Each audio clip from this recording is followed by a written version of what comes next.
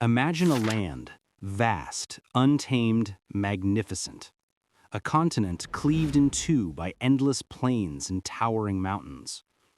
For centuries, the journey from one shore of America to the other was a monumental odyssey, fraught with despair and danger.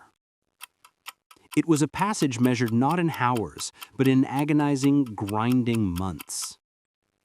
How do you conquer a continent? How do you unify a nation so sprawling, so fragmented? The answer, as audacious as the land itself, was whispered by a single word: rail. The impossible distance. Before 1869, America was a colossal giant, its limbs disconnected. California, the promised land of gold and opportunity, felt as distant from the East Coast as a foreign country. To reach it, you had three terrible choices: months by wagon train across a relentless, unforgiving wilderness, a perilous sea voyage around the deadly tip of South America, or a dangerous, disease-ridden crossing of the Isthmus of Panama. The cost, the time, the sheer human suffering, it limited expansion, choked off trade, and left a gaping chasm in the American identity.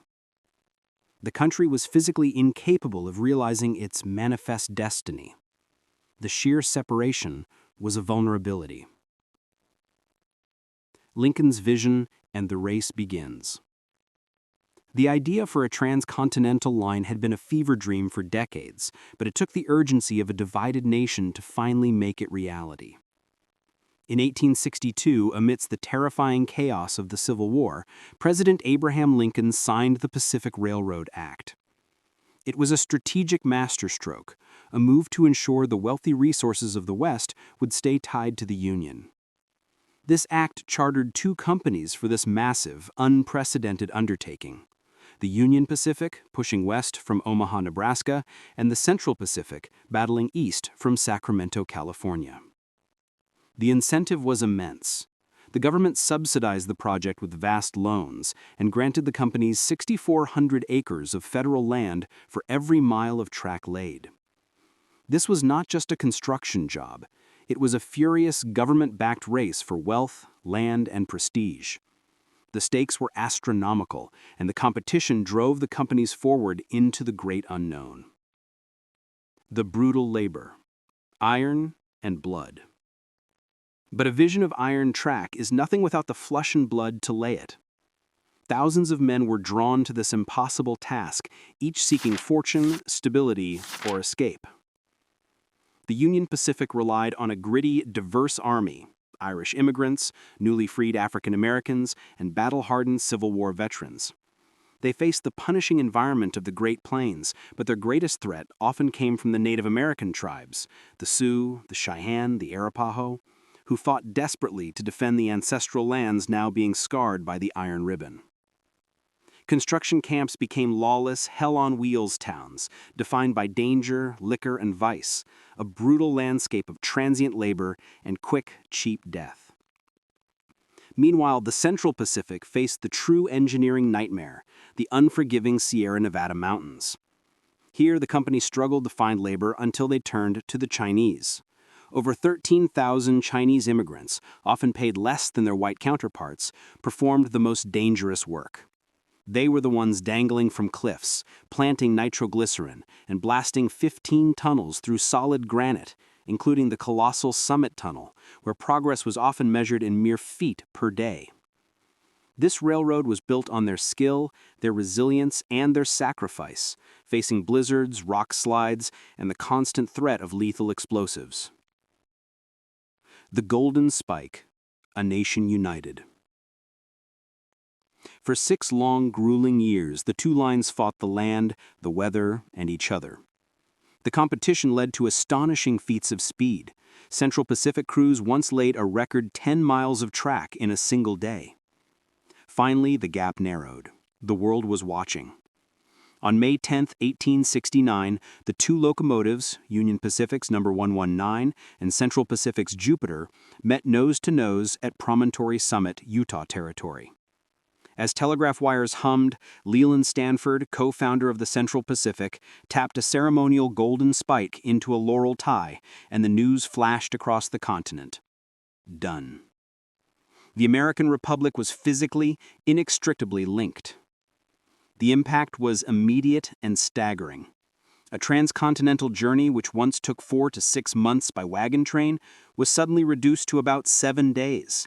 The cost of a ticket, though still high, was radically lower than the cost of supplies and manpower for the wagon train. America had been unified by a steel spine. The economic and social revolution. The railroad did more than just move people. It detonated an economic revolution. It created a truly national market. Eastern manufacturers could now ship their goods to California, and Western raw materials, cattle, wheat, silver, and gold, could flood the East. Farming, ranching, and mining became massively profitable industries in the West for the first time. The rise of companies like Sears or Roebuck, which used the rail system for mail-order catalogs, proves the scope of this new economy. Socially, the railroad was an engine of modernization. The need for precise, synchronized schedules to prevent disastrous collisions forced the nation to adopt Standerd Time zones in 1883. For the first time, Americans from New York to San Francisco shared a common clock, a common network, and a common national narrative delivered by rapidly transported newspapers and mail. The West was no longer a far-off frontier, it was part of the neighborhood. The shadow of progress. But no epic achievement is without tragedy. The completion of the Transcontinental Railroad represents the ultimate fulfillment of American progress, but it came at a catastrophic cost. For the Native American tribes whose lands the railroad cut through, it was an invasion. The trains brought relentless tides of settlers, soldiers, and most devastatingly, professional hunters. The vast American bison herds, the lifeblood and cultural center of the Plains tribes, were systematically slaughtered to near extinction, sometimes simply for sport from train windows. The railroad sealed the fate of free-roaming tribes, confining them to reservations and violently ending their traditional way of life. And for the thousands of Chinese laborers who blasted through the Sierras, the reward for their indispensable service was not integration, but discrimination. White workers, fearing competition for jobs, turned violently against them. The railroad's success fed the xenophobia that culminated in the Chinese Exclusion Act of 1882, the first law in U.S. history to ban immigration based explicitly on race and nationality. An indelible mark. The Transcontinental Railroad was more than a technological marvel.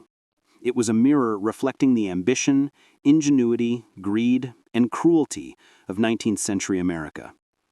It laid the foundation for the United States we know today, an interconnected, continental economy. Though the trains are now faster and the tracks are just part of the background, the original iron veins remain.